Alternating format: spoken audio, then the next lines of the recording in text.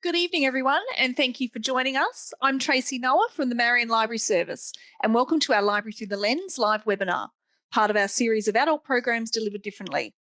Today, thanks to Hachette, we welcome Melbourne-based author, award-winning former journalist, foreign correspondent and documentary maker Gina Wilkinson, as she talks about her debut novel, When the Apricots Bloom, which was inspired by the author's own experiences in Iraq. Gina is joined in conversation this evening by author Kate Nunn. Kate is a former book and magazine editor and the author of 5 previous novels, including the international best-selling The Botanist's Daughter, The Forgotten Letters of Esther Durant, and The Silk House. Please feel free at any time during the presentation to type questions you have into the Q&A or chat feeds on your screen, and Gina will enter these at the end of her talk. Now, please sit back, grab a cup or glass of wine, and welcome special guests Gina and Kate.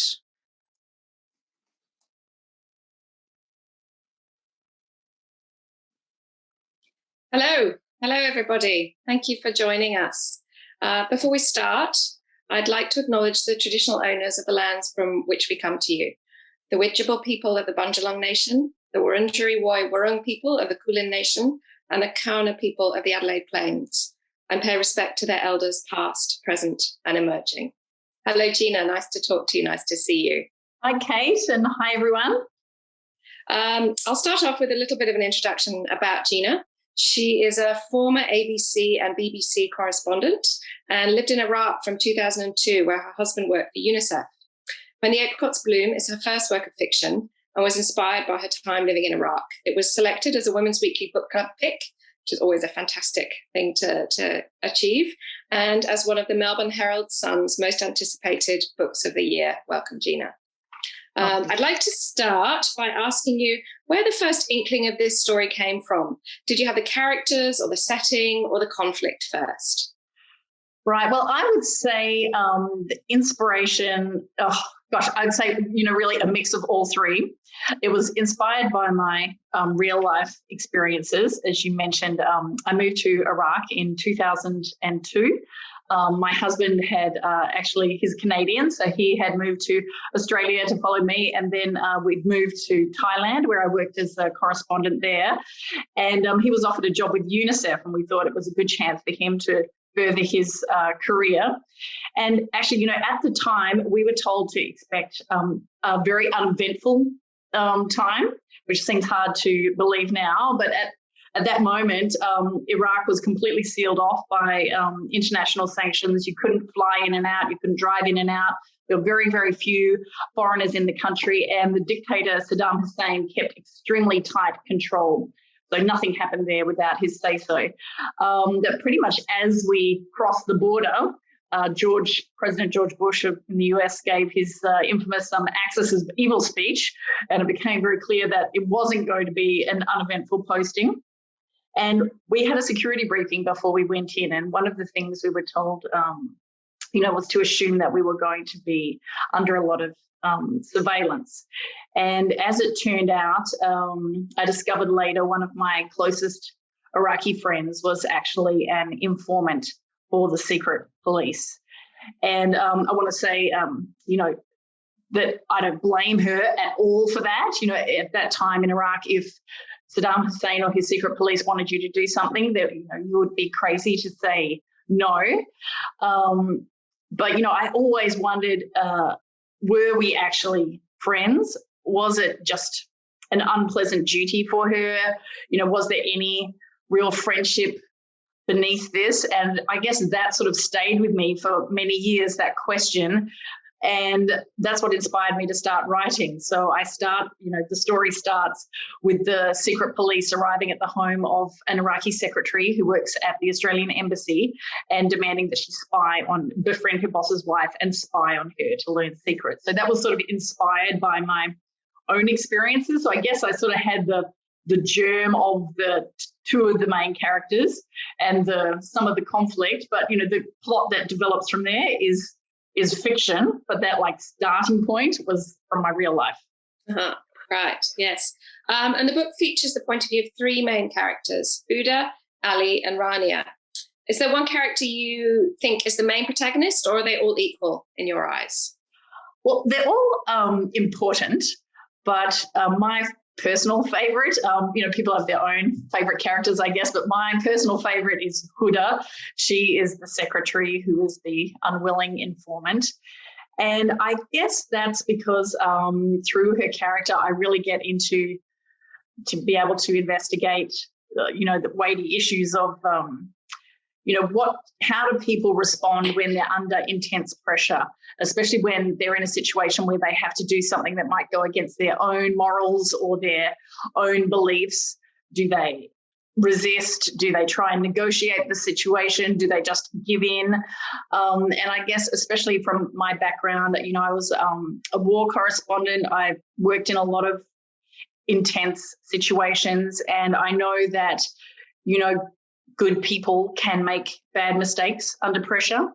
And her character, the character of Huda, really enabled me to look at those questions of loyalty and your own personal ethics and friendship. So I guess for me, she was probably my favorite character and the main protagonist of the three. Yeah, she was my favorite character too, definitely. You mentioned earlier about being under surveillance and told you would be under surveillance, and the book talks quite a lot about the Iraqi secret police and their influence and effect on Iraqi life. Can you tell us a little bit more about that? Yeah, when we went into Baghdad, just when we were in Jordan, that was the jumping off point for driving into Baghdad because you couldn't fly. We were given a briefing and we were told to assume that the UN officers would be bugged, to assume that our house would be bugged, that our phone would definitely be bugged, and that we would be being watched. And I didn't realize it would be one of my closest friends, but I knew that we were under surveillance. And it was a strange sort of situation where everywhere you looked, you would see Saddam Hussein, his murals and billboards and statues. In fact, there was a very large billboard of Saddam Hussein outside my house. And when I wrote about the characters, one of the characters has the same billboard outside her house and often engages in staring matches with the mural of Saddam Hussein. In my case, he was chatting on the telephone. So he was all around everywhere you went. And there was actually a saying that there were 5 million statues and murals of Saddam in Baghdad, one to look over every person in the city. And it really, it did feel like that. Yeah, gosh, yeah, incredible. I love the way you wove elements from your real experiences into fiction. It's something that I think more writers do than we realise, and it really adds that truth to the fiction. Can you tell me a little bit about Superstition? I loved the scenes where Huda reads the coffee grounds and is almost too frightened to say what she really sees in them. Yeah, Huda, her character, she is the granddaughter of quite a well-respected fortune teller and herbal medicine healer, and she often reads the grounds in the coffee, and that was something that my friends often offered to do when we had coffee together. They would, someone would say, "Oh, I'll read your future," and we would turn our coffee cups upside down and wait for the grounds to cool a bit, and then they would try and see various things in there. So I did actually quite a lot of research online to try and go into the art of reading the coffee grounds and try and find the right little squiggles to put into the book. I guess maybe that's my journalistic background. Yeah. But it's interesting. I find Australia in many ways, apart from the Aboriginal dream time,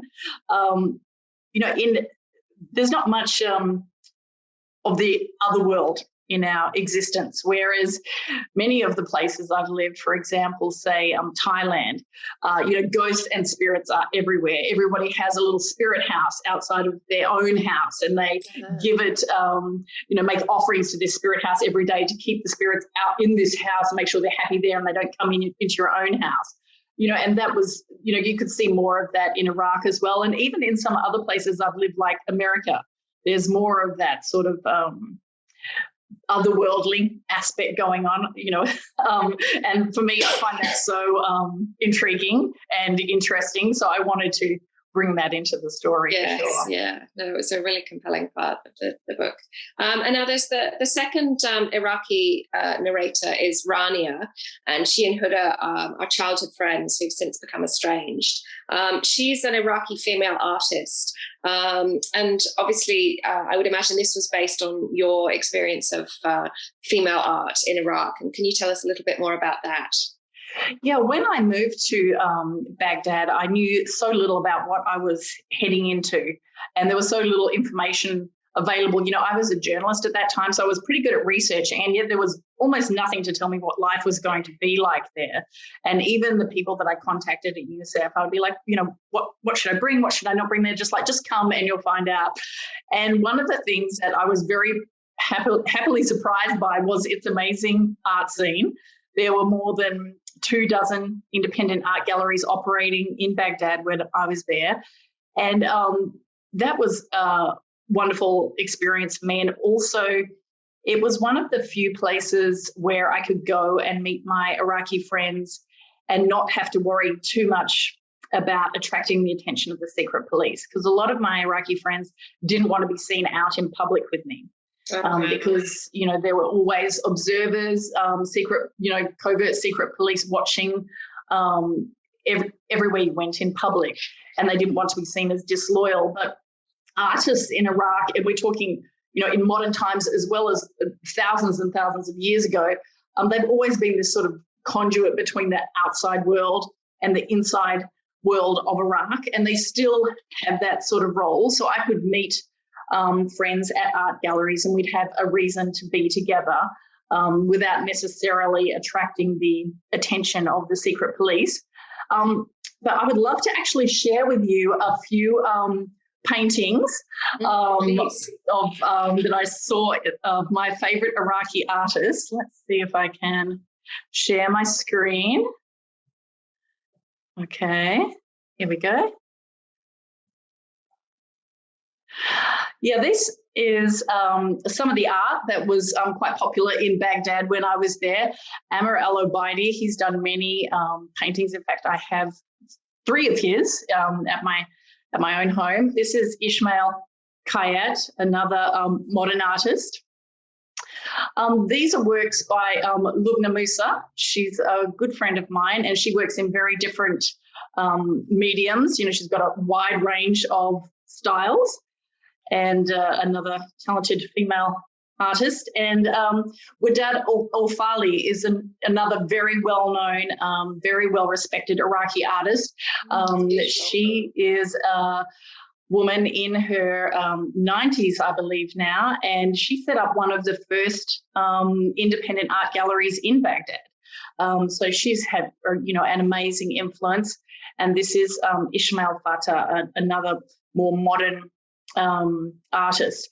So there was, you know, a wide range of styles available in of art available in Baghdad. These are more sort of modern because that's what I personally prefer, but you could find any sort of artistic genre there, you know, then also sculpture, all different forms of art. It was a really great community. And so through this, the character of Rania was able to show that other side of Iraq, I guess, that people might not be so aware of, especially if they've gotten most of their impressions from Iraq from the mainstream media.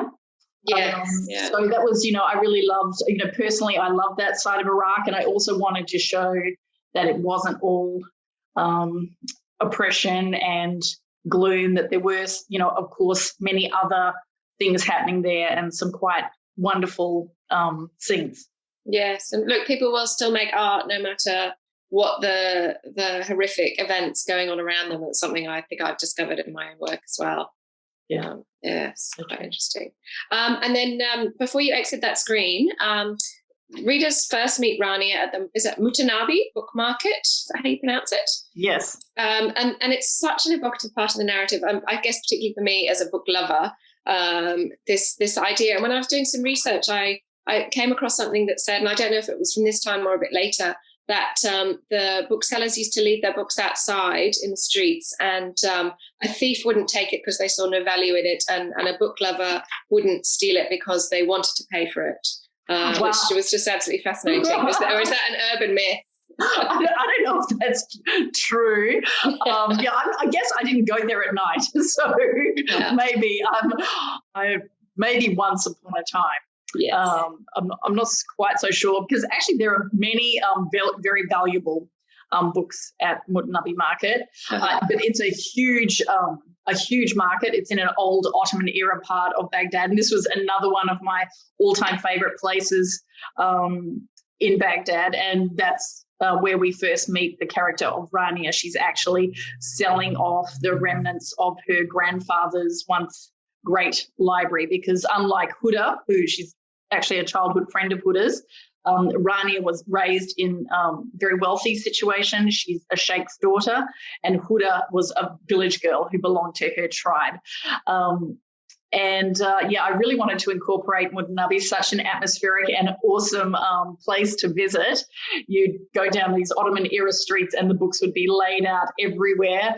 And then you'd go into these little side arcades, and they'd have beautiful bookstores in here, like this one.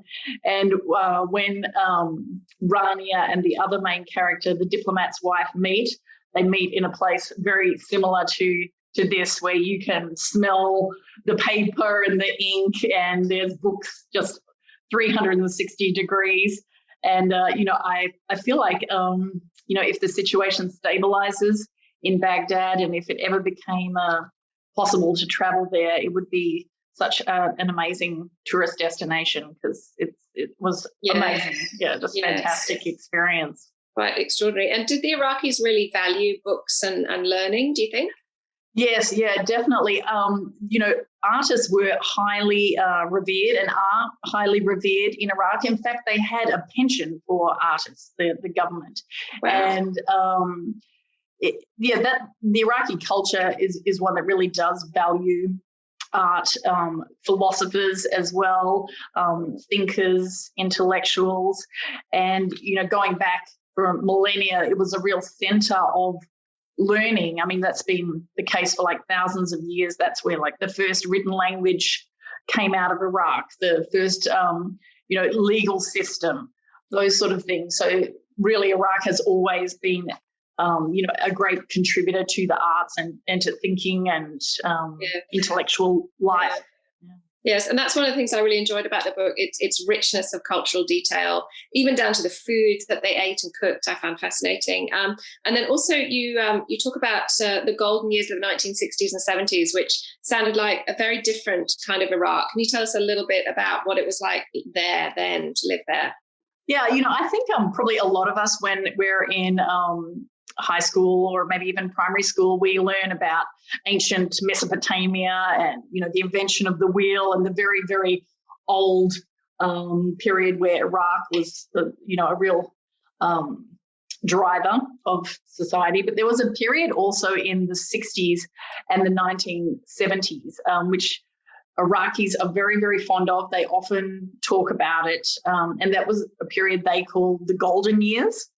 And at that time, Iraq was the most cosmopolitan city in the Middle East. It used to get lots of visitors from Europe.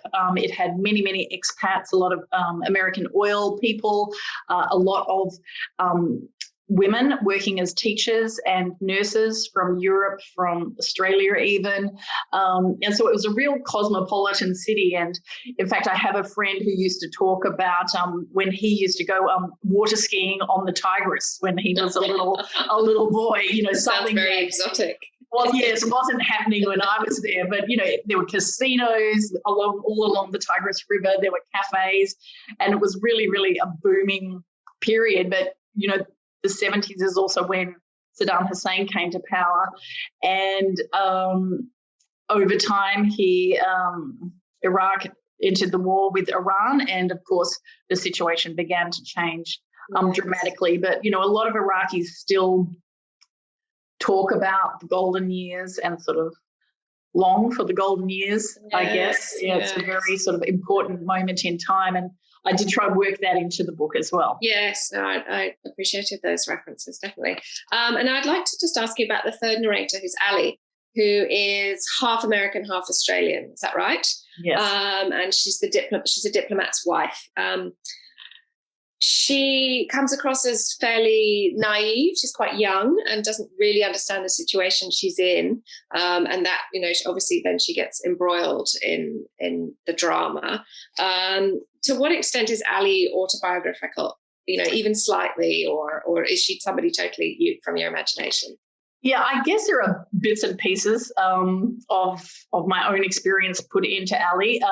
Ali is a former journalist, and I was working as a journalist before I went into Iraq.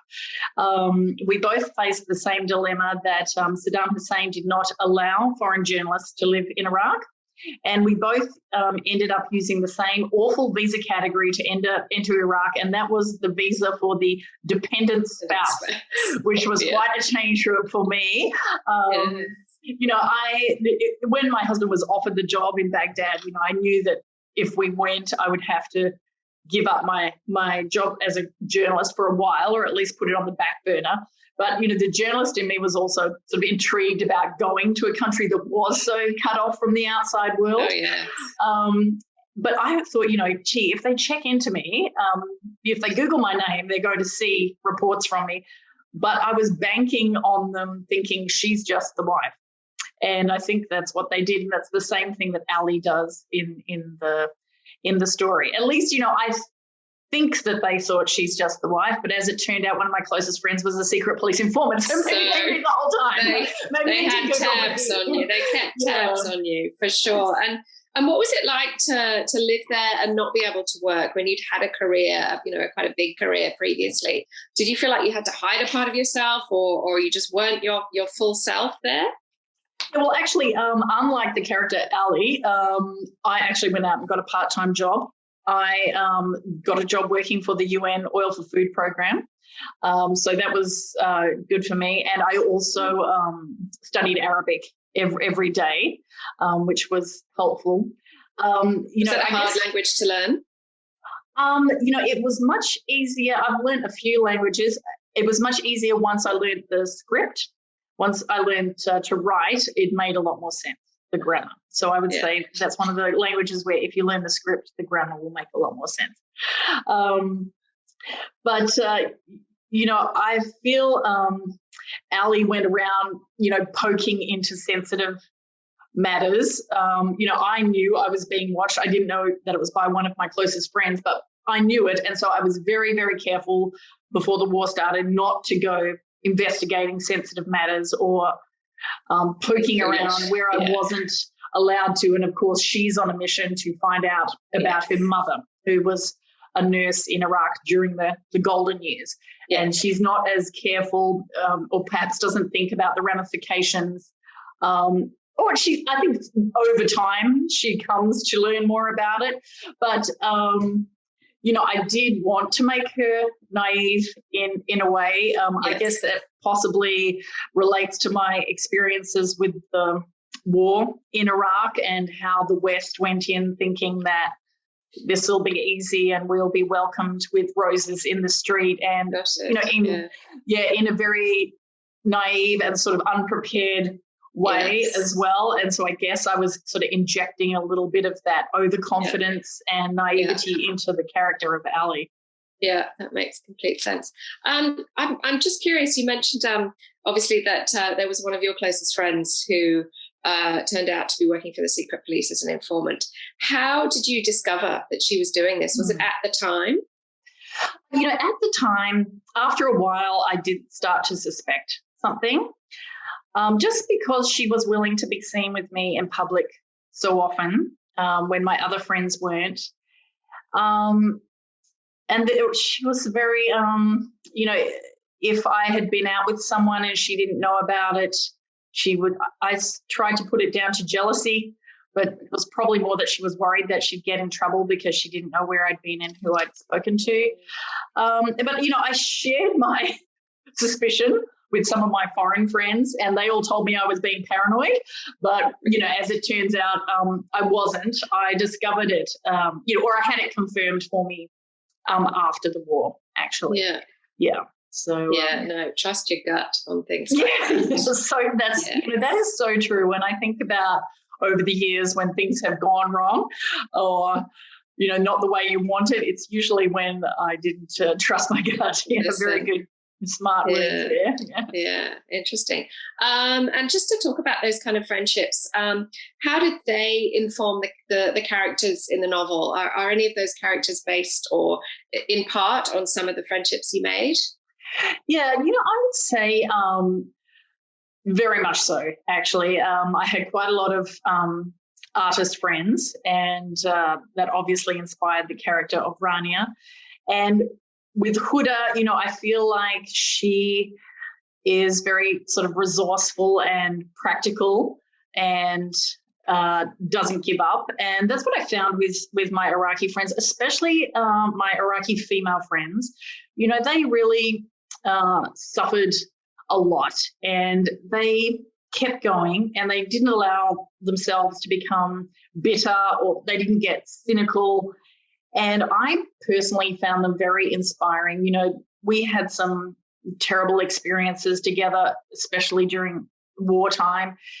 And, I remember one day feeling very, very low, and I was with 3 of my Iraqi friends, and I remember them saying to me, Gina, don't give up, don't let this defeat you, just keep going and, put one foot in front of the other. And I wanted to show that sort of resilience and that determination in the characters. So I hope that comes through. Yeah. And did you find you had more in common with them than you had first imagined? Yeah, I think so. I guess one of the great things is that we were able to communicate easily because of the high level of English that's spoken in Iraq. The British were there as colonial powers, and so there's still a long tradition of learning English. Prior to the international sanctions, a lot of people went and studied in Europe.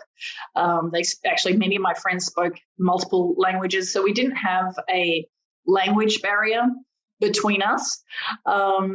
And I found, we actually had a lot in common, that we might have baked our bread differently, or we might have prayed differently, but actually the most important things we shared. Yeah. And, Iraqis are very open, warm people, good sense of humor.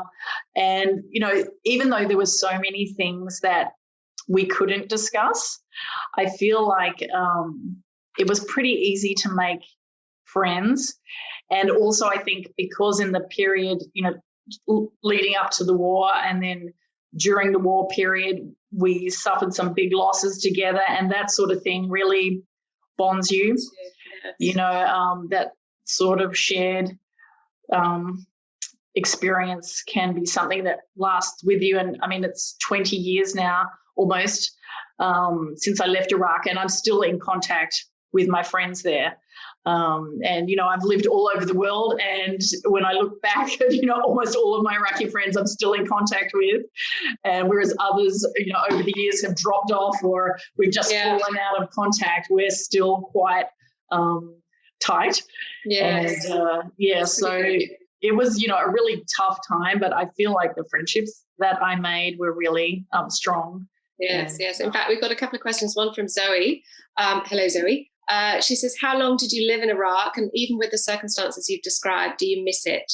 Or did you miss it after you'd left? I lived in Iraq for about 2 years, the final year of Saddam Hussein and the first year of the Iraq War. I would say, to be honest, I did not miss it so much when I left. By the time I left Iraq, it was, a very, very dangerous time. Lots of journalists were being kidnapped and murdered. The UN, where I had worked, the UN headquarters had been destroyed in a suicide bombing. So all of my UN colleagues had been evacuated sometime before that. And my Iraqi friends actually were sort of pressuring me to leave. They were worried about me being there. And I guess they felt, I remember one of my friends saying that she didn't want to, anything to happen to me on their behalf. But, I feel like that for me was, I went into Iraq in a way, even though I'd been a journalist and I'd seen terrible things, I still had that sort of belief that if I was a good person, then everything would work out all right. And, I think as you get older, you discover that's not necessarily true. And I definitely discovered that in Baghdad, that, you don't always get a happy ending, especially with how the situation went after the ousting of Saddam Hussein and just the chaos that erupted after that. So it was sort of hard to leave because I felt like for the first time, I guess, in my life that I hadn't achieved what I wanted to achieve. And I really would like to go back at some time if the situation was more stable. It's still a situation where, foreigners are advised not to travel to Iraq. But, I certainly hope that it does get to a state where it does settle down and people can, return there safely. That would be wonderful. Yeah.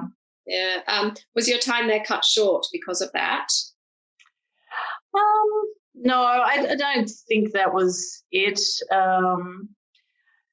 No, not really. No, my husband had been evacuated quite some time before, so it was probably time for me to go. Probably was. Yeah, he had already gone, and yeah.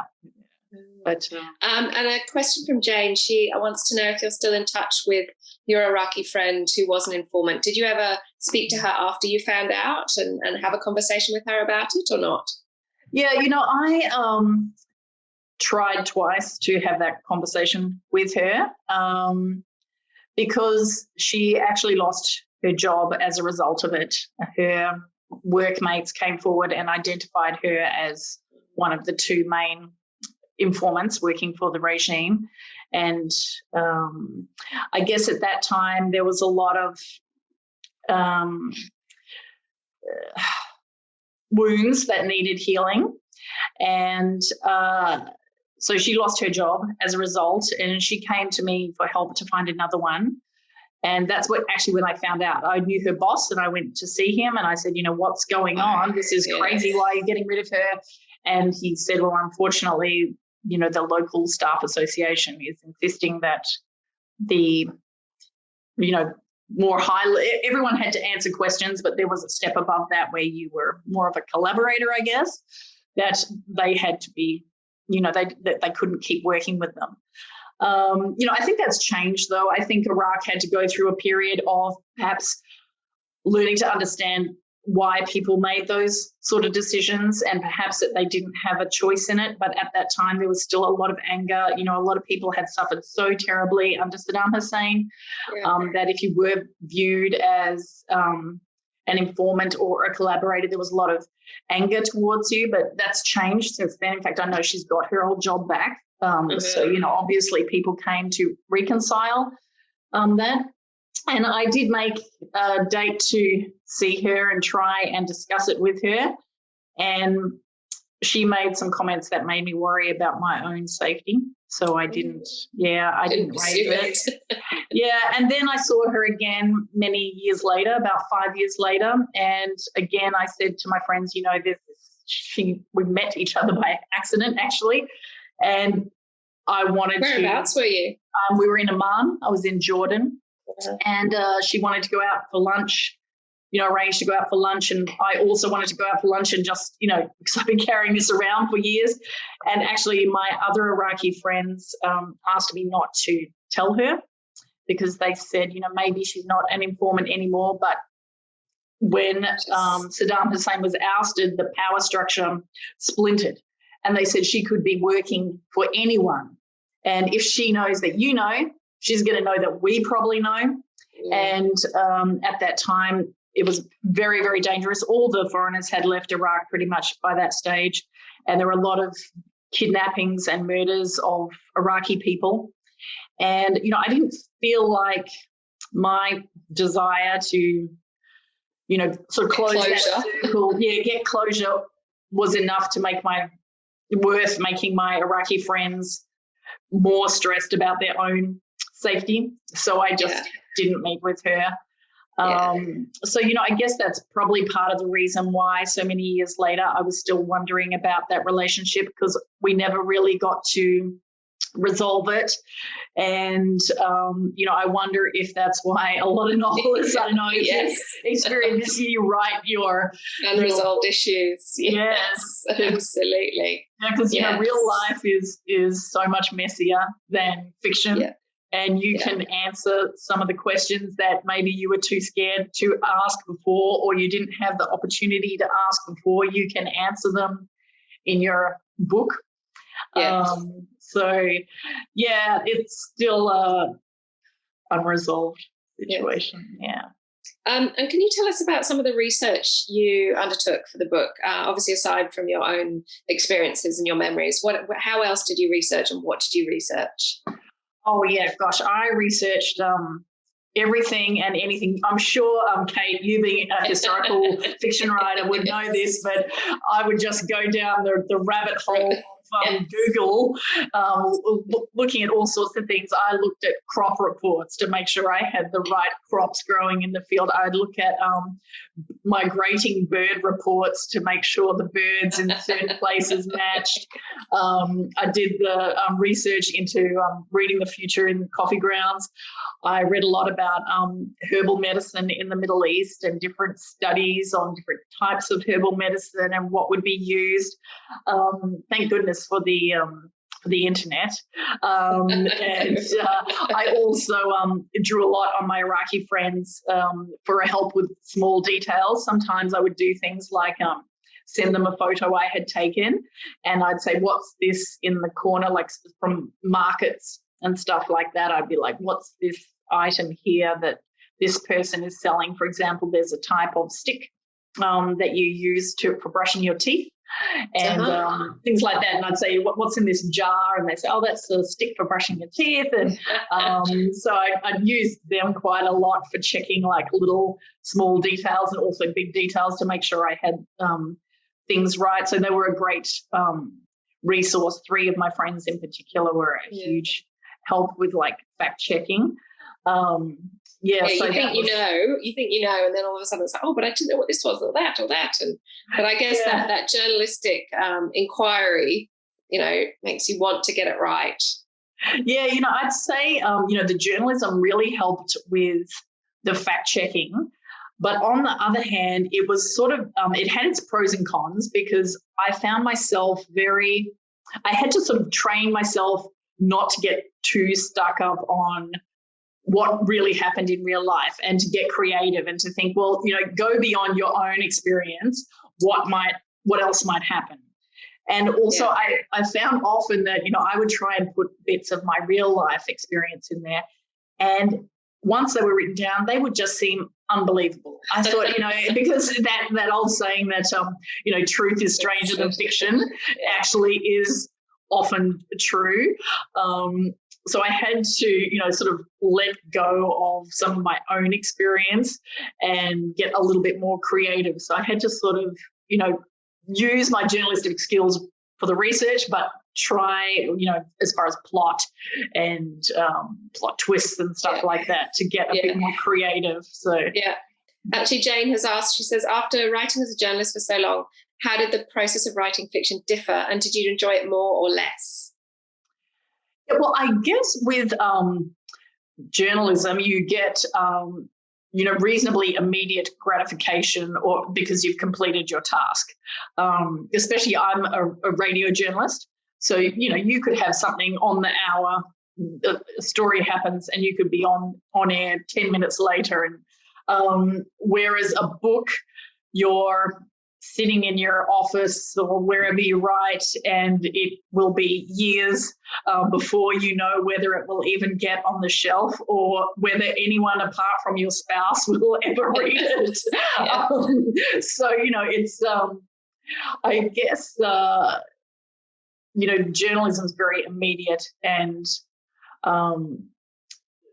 writing a novel is such a long term long-term endeavor with a lot of second guessing and rewriting that I guess you don't have time to do, especially nowadays with the media, because everything is so instantaneous. But you can spend a day working on the same page sometimes when you're a novelist. Very different. Were you surprised by the level of editing that went into the novel? I know I think when I used to write short form journalism, it's like one quick sub and out it goes, making sure there's no major errors and spelling mistakes. But then the process of fiction is such a layered experience. Yeah, whenever you think you're finished, you're not. When I occasionally meet friends will ring me up and they'll say, "Oh, I've just finished my book," and I'll be like, "Oh, have you?" And this, yes, I just finished the last page. And I'll think, that's just the end of the beginning. Yes. You probably spend as much time or more, editing it and improving it and shopping it around and changing it and such a long process. And did you, having been a journalist, did you have contacts in book publishing, or how did you go about the process of once you got it to a stage you were happy with submitting it? Yeah, I just did cold calling. I was living in the States when I tried to sell this book, and I used a couple of online sites. There's one called Query Tracker, and it allows you to search for an agent, by genre, because you have to find an agent who is representing your genre. And then I just sent out query letters and waited till I got a response from a good agent. And it took quite a long time, though.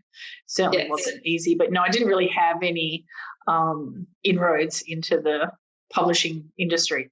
Yeah, that would have been nice. Yes, I was in the same position as well. It's just, cold calling.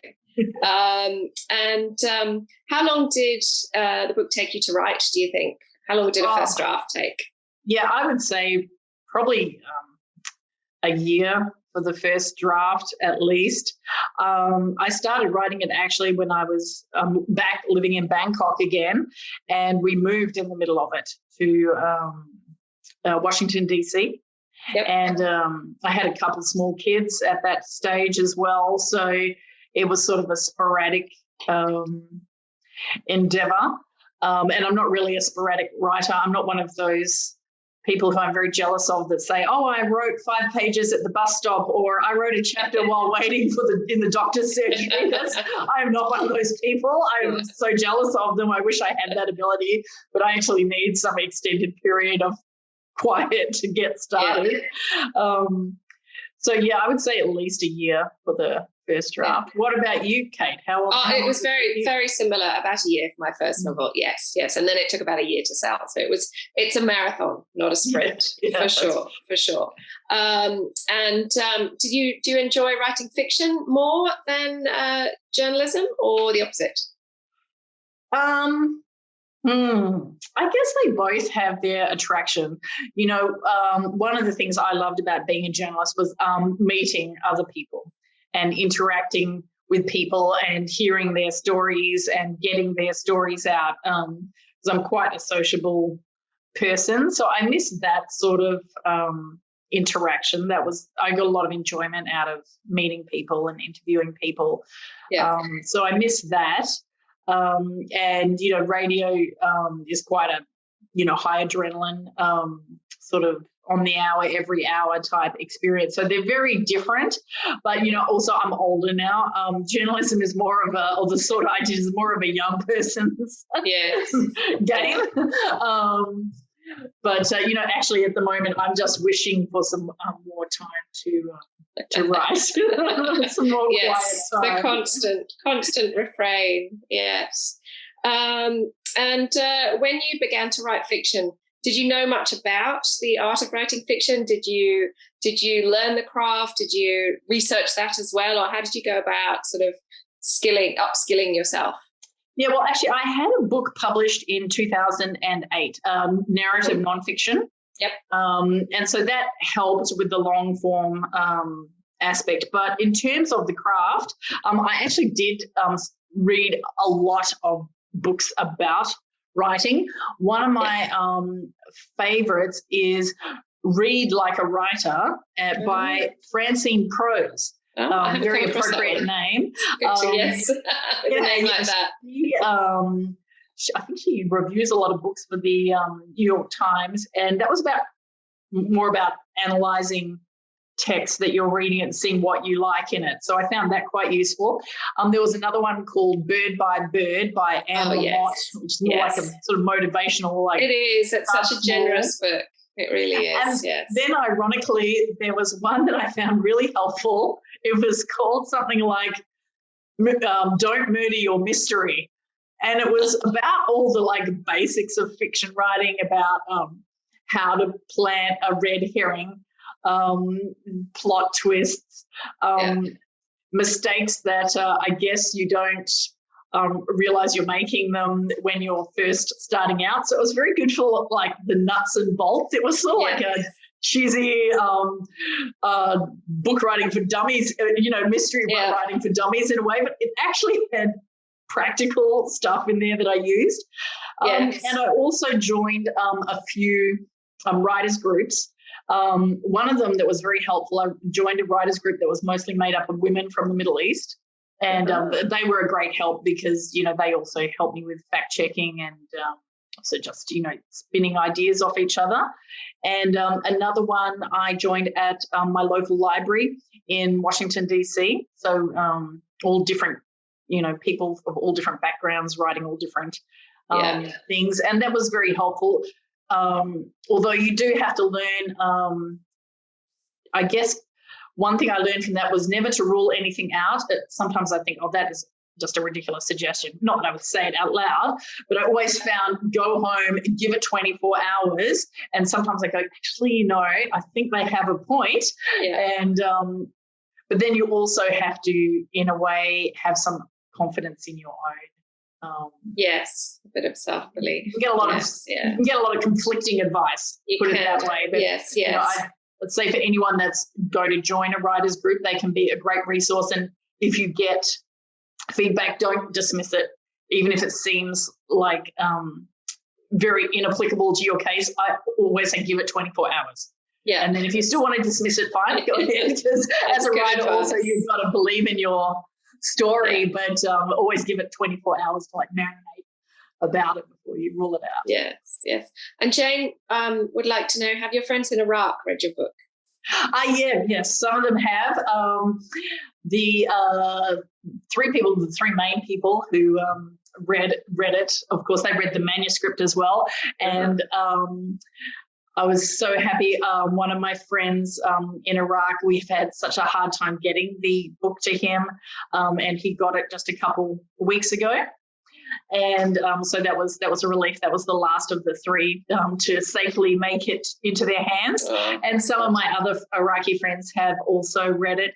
Lubna Musa, the artist whose work I showed you recently, she's read it and sent me encouraging words. So actually my Iraqi friends were huge cheerleaders for the effort. They were really excited about me writing this book and, showing, the normal side of life in Baghdad, that's very different from what you would have seen on your TV screen. So I think they were very happy with the way it turned out. Yes. And I guess moving on from that, how did you navigate the sensitive process of writing about a foreign culture? Because that can be quite contentious at the moment. Yeah, that's right. Well, there is, definitely we're having a period now where we're looking at our own voices, the Our Own Voices movement. And, I actually agree 100% that the publishing industry has been, it's marginalised authors that have been outside the white Western mainstream for far too long, and that we need more diverse authors telling diverse stories. And, I think that is starting to change. And I think publishers are discovering that if they put, a more wider variety of books by a wide variety of authors on the bookshelves and in bookstores, people will buy them and that people want to read them. So I think that is encouraging. But, at the same time, I don't really believe in setting rules about who can write what.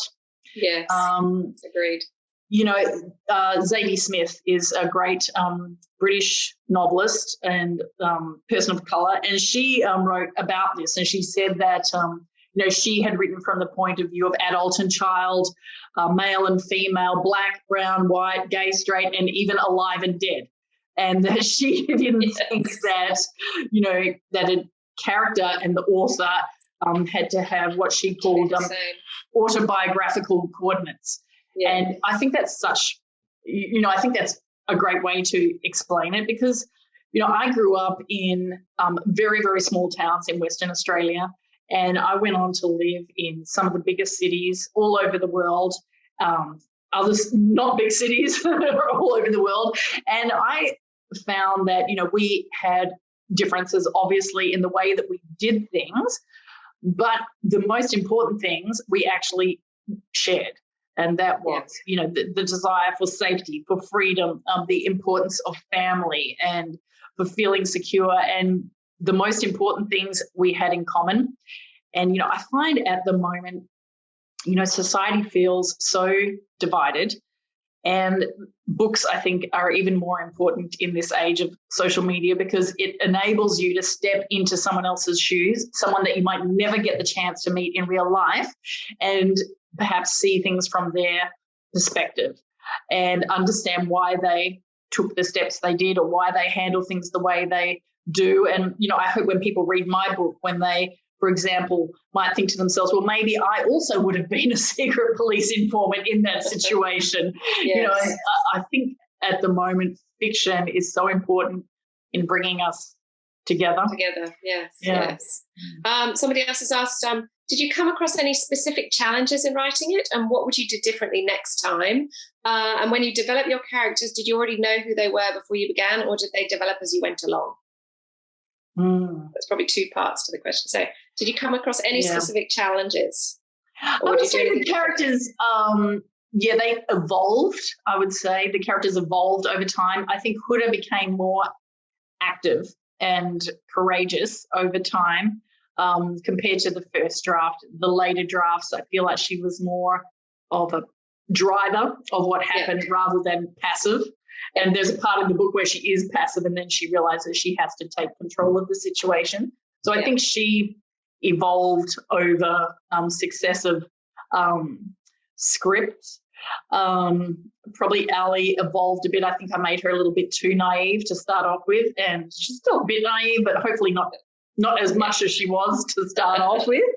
Yeah. And the challenges, I would say it was more logistical, like finding time to write with two kids, bought a house and tried to renovate it, moving countries, that sort of stuff. Although in a way, the moving countries, I didn't have, a huge network of friends when I arrived, so I didn't have too many social things to distract me to start off with, at least.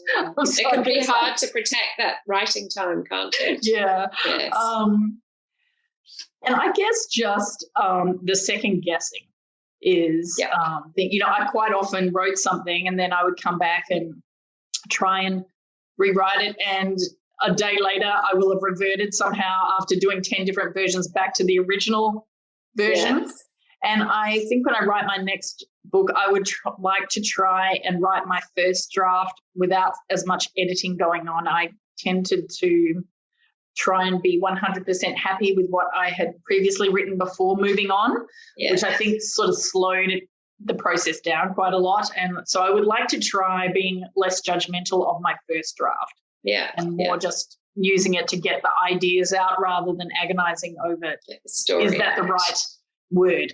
Yes. It's hard not to do that, though, particularly if you've been an editor or a writer, journalist before. You want to make it perfect to start with. Are you working on anything new at the moment, and can you share anything about it? Yeah, I have a couple different ideas. I started one when I was living in the US. I just moved back to Australia just under 2 years ago, actually. I was in Washington, D.C. for the 6 years. That was 6 years. Yeah, wow. Previous to that. Yeah. And I was living in Maryland, actually, just on the outskirts of D.C. And Maryland, Virginia, that is the border between the North and the South in the Civil War. Yep. There are a lot of areas there where some of the most famous battles occurred in the American Civil War. So I was looking at perhaps doing a story that is set in the present and the past, which is actually something that Kate does very well, looking back at the Civil War in current times. But then I'm also perhaps interested in writing something set in rural WA. So I have to get my, I guess, make a decision. When I was first a journalist, I think I started working as a journalist when I was still in university. And at the end of that was the end of the 1980s, beginning of the 1990s, and in the years previous to that, it had actually been very, very high inflation in Australia at that time. And a lot of farmers, I lived in the country, have a lot of debt, tied up with the farm. It's sort of a cyclical thing. And interest rates were devastating rural communities. And there was a period where there was actually a group called the Rebel Rural Farmers Movement, and they were threatening to kidnap bank managers and sort of, I guess, commit acts of, well, I guess it depends on your perspective, domestic terrorism or protest. Yes. And I'm sort of intrigued by going back to that period as well, and perhaps writing something set in that time, because that was a very difficult time living in the country. Yeah. And also I am drawn to the 1980s because there's no mobile phones. Yes. And if you want to have suspense in your novels, you definitely don't want your characters using their GPS or, Googling answers to difficult questions. Yes, very true. Very true. Another reason attracting me to the 1980s is the pre-mobile phone era. Yes. And I've got one final question. I think we've answered everybody's questions. Thank you, everybody. The title of the book, when did you come up with that, or did your publisher come up with it? Yeah, I came up with it. It wasn't my first choice. My first choice was actually Scheherazade's Daughters, Scheherazade being the narrator of the 1001 Nights. Mm-hmm. And but my publisher said, people are not going to be able to spell that correctly, or they might be nervous about saying it out loud. Yes, it's tricky. And it's true, I still have to spell check it every time I write it. And so I changed it to When the Apricots Bloom. It's actually an Arabic saying. It means it's like a very fleeting opportunity or a very difficult challenge. It's sort of like a snowflake's chance in hell, but in a much more graceful way, as the Arabic language is, because when they're using, they use the word bloom, but I think that in English and more, if you were going to, it would probably be more ripen. Apricots actually do have a very short life, and in fact my neighbor has an apricot tree, and when my book came out, it was the fruit was ripening, and my husband said, wow, you should take a photo in front of that tree. And we went back 2 days later, and they were all either picked or rotten and fallen off the tree. And the apricot has a very, very short life in which to be harvested. And I guess short moment of opportunity. So it's that's even more perfect. I mean, it's a beautifully poetic title, but that really makes it very special. Yes. Okay, I think we might be coming towards the end, and if anybody doesn't have any more questions, I think it's 8:00 in New South Wales, 7:30 in Adelaide. I think we have. Is there anything else that you wanted to talk about? No, I think we're cut off. Yeah, no, I think I was going to ask you actually, Kate, because you have written how many books? 5 books? I think 6 now, actually. 6 books. Wow.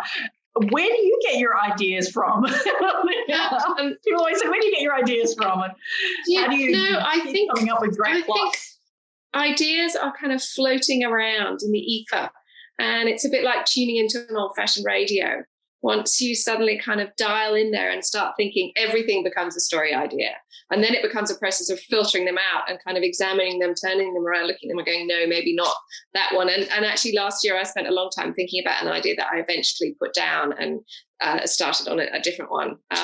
Look, I find that often if I'm writing, in the process of writing a new book, a lovely shiny new idea will present itself and look far more appealing. And so I just park it to one side and think, no, I've got to focus on what it is I've committed to. So far I haven't run out of any, but I'll let you know in a year if I might have done. well, that sounds, I like your advice about not getting distracted by shiny objects, because actually I feel like that's where I'm at the moment too. Too many ideas, and I'm like, oh no, yeah. Need to commit. Yeah. Yes. Well, then you just, if you want to get them out, for me, if I want to get them out of my head, I just make a document and write them down. And I'll come to them later. And they may have, morphed by then into something else anyway. I think Elizabeth Gilbert has a great story about how, that idea taps you on the shoulder. And if you ignore it, it'll fly off and start whispering in somebody else's ear. And they might do something slightly different with it, but it's essentially the same idea. And that, if they're there, you've got to grab them. So I definitely feel that for sure. Yeah. Good advice. Yes. Thank you. Okay. Has anybody else got any questions? I think that's all for questions tonight. Hello, Tracy. Hello, I'm back. Oh, good. And I'm glad you ladies are getting all your ideas out. Keep them going and keep them flowing and writing lots of books, and you can join us again and share both of your books with us in the future. Thank you. Thank you. Thank you, Tracy. Yeah, and thank you, Kate, for those excellent questions. Yeah, so thank you to both of you, Gina and Kate, for joining us this evening, and to Gina for sharing her book, and also to Kate for her wonderful interviewing this evening. And as I said, I hope you will both come back and share your new book, and maybe, Kate, the book you've just released. I think it's called The Last Reunion. Is that correct? Yes, thank you. I'd love to. Lovely. Great. Gina, and thank you also to everyone who was listening in and watching and sent in questions. Thank you very much. Coming out or staying in. Gina and Kate's books can be purchased from any good local bookstore, and please keep following the Marion Library's Facebook page, City of Marion website, and check your inbox to be kept up to date on all of the upcoming Library Through the Lens presentations and workshops. If you haven't already registered, please join us in June, Thursday the 24th of June, as we welcome writer Sarah Hagdusty live from Chicago as she talks about her book Sunburnt Veils, an edgy YA own voices rom-com with a savvy pop culture voice. And we do hope you will all join us then. And thank you once again, ladies, and good night to everybody. Thank you. Good night. Thank you. Bye. Bye-bye, guys.